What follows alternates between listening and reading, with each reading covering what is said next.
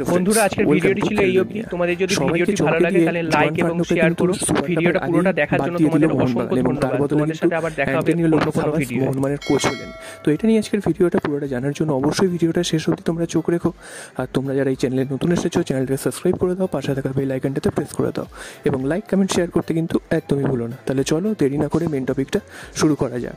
তো জোয়ান ফার্নান্ডোর চাকরি যে নড়বড়ে সেটা কিন্তু আমরা বেশ কিছুদিন আগে থেকেই বুঝতে পারছিলাম। পরপর 3টে ম্যাচ হারের হ্যাট্রিক, তো সেটা কিন্তু মোহনবাগান পারফরমেন্সে কিন্তু অনেকটাই এফেক্ট ফেলেছিল। তো তারপর আমরা ধরে নিয়েছিলাম যে অন্তত সুপার কাপ অবধি হয়তো জোয়ান ফার্নান্ডোকে সুযোগ দেওয়া হবে, কারণ এত তাড়াতাড়ি চেঞ্জ করা হবে না। তবে হাভাসের নামটাও পাশাপাশি শোনা যাচ্ছিল। তবে হঠাৎ করে কিন্তু আজকে দুপুরবেলা কিছুক্ষণ আগে মোহনবাগানের অফিসিয়াল সাইট থেকে জানিয়ে দেওয়া হয়েছে যে জোয়ান ফার্নান্ডোকে কিন্তু তাকে রিলিজ করে দেওয়া হলো এবং তাকে কিন্তু থ্যাংক ইউ জানিয়ে দেওয়া হয়েছে এবং সাথে সাথে তার কিছুক্ষণ পরেই কিন্তু হাভাসের নামটি ঘোষণা করে দেওয়া হয়েছে। তো জোয়ান ফার্নান্ডো সরে যাওয়ার পর যে হাভাস আসতে পারেন সেটা কিন্তু জানাই ছিল।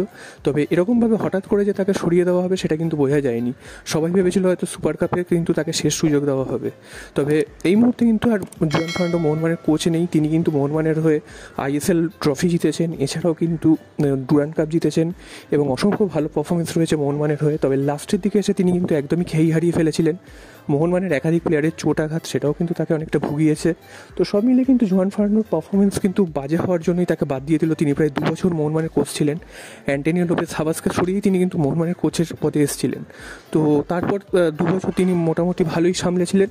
তো এইবার এসে কিন্তু তার শেষ হলো তার যাত্রা এবং অ্যান্টোনিও লোপেজ হাভাসের হাতে কিন্তু আবার দায়িত্ব তুলে দেওয়া হলো। দেখা যাক অ্যান্টোনিও লোপেজ হাভাস কী ভূমিকা পালন করেন। সামনেই সুপার কাপ রয়েছে এবং এই সুপার কাপে কিন্তু সমস্ত বিদেশিদের দিয়েই খেলতে হবে, কারণ সব ভারতীয় প্লেয়াররা কিন্তু জাতীয় দলে চলে গেছেন। তো শেষ পর্যন্ত অ্যান্টোনিও লোপেজ হাভাসের সামনে কিন্তু এটাই কিন্তু সবথেকে বড় চ্যালেঞ্জ, কারণ এই সামনে যে সুপার কাপে কীভাবে তিনি পারফরমেন্স করেন সেটার উপরে কিন্তু তার পরবর্তী কিন্তু পদক্ষেপ নির্ভর করছে। এবং তিনি যদি সেটা না পারেন, সুপার কাপে তিনি যদি ব্যর্থ হন, সেক্ষেত্রে কিন্তু তাকে হয়তো এই সিজনটা সুযোগ দেওয়া হবে, তারপর কিন্তু তাকেও সরিয়ে আবার নতুন কোচ নিয়ে আসা হতে পারে।